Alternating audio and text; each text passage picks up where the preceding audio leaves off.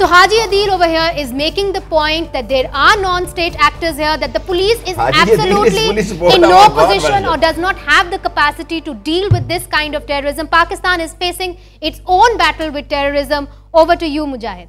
Thank you, Manju. I have two things. Most of Afghan think that the Pakistan foreign policy dictated by the military establishment. So now I want also Mr. Atmar to respond to that.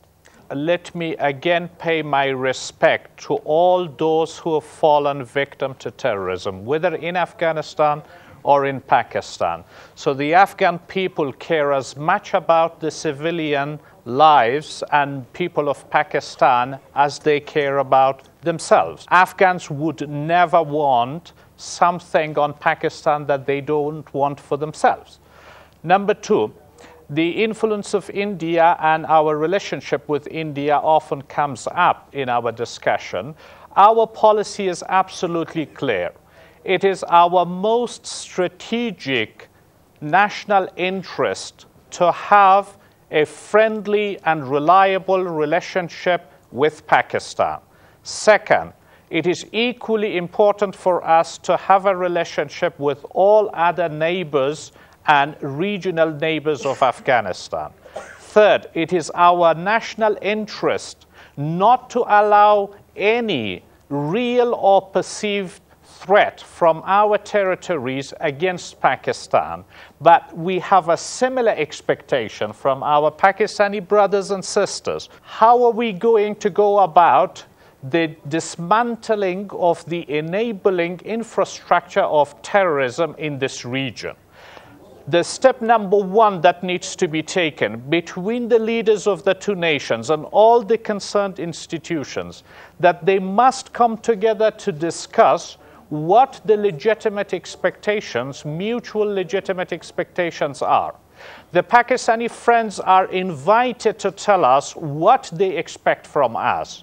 I can assure you that there is a greater level of political support for addressing any concerns that our Pakistani friends and brothers and sisters have.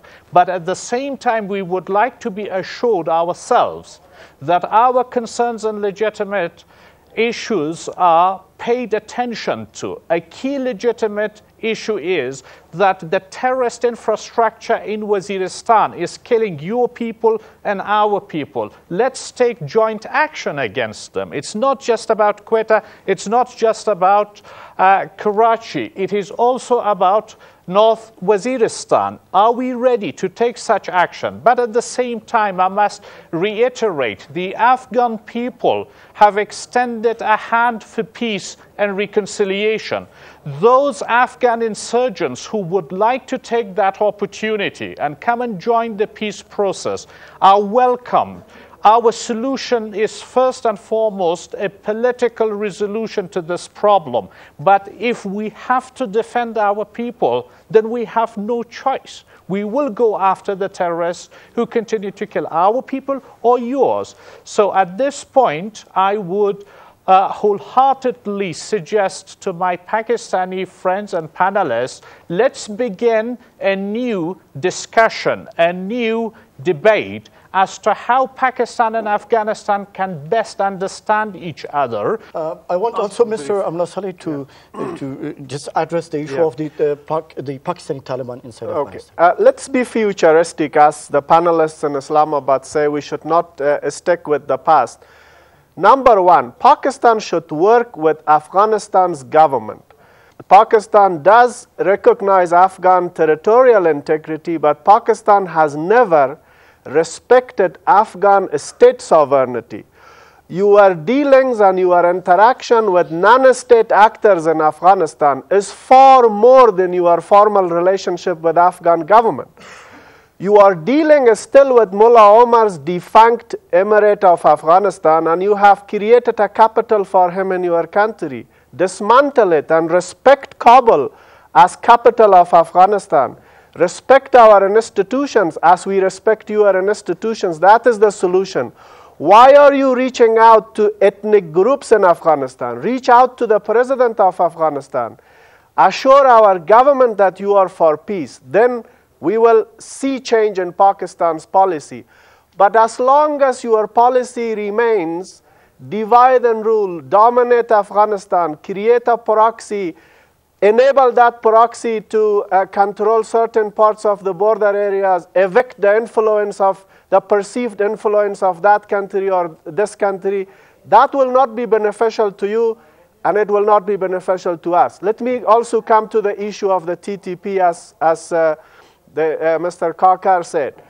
You have made the border so porous, so in some areas so irrelevant that a number of actors have emerged. God knows who they are. This is not our fault. We were telling you in 2006, we were telling you in 2007, please respect Afghanistan's government. Else, this game will come to a stage where you will not be in control and perhaps we will not be in control. And we are seeing signs of that situation. If you want the two countries to live in peace, solution number one is stop working with non-state actors, work with Kabul and respect it as capital of Afghanistan. Haji Adil Saab. Pakistan present government is not having any link with any non-state actor of Afghanistan. Okay, that's our official point of view. Sheikh Rashid Saab. We have supported Karzai. And let's see what's going on the new year when there's a new election and what will be the political position of Karzai. They should look after whatever they trained by so many brigades by the American, 220 and 230 or 50. How many people are running and joining the Taliban? I don't want to discuss in this. But when the people says that you go to the Shamali visit, this is not their baby.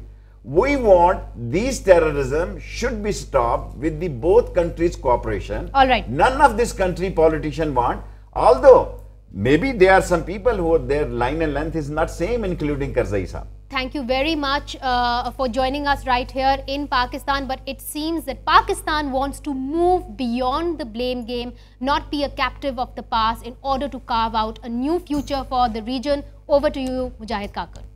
Thank you very much for Mr. Hanif Atmar and Mr. Amdullah Saleh and our guest audience who are here in Kabul with us, and also the Express News which was today part of that discussion. Thank you, Vanessa, from you as well.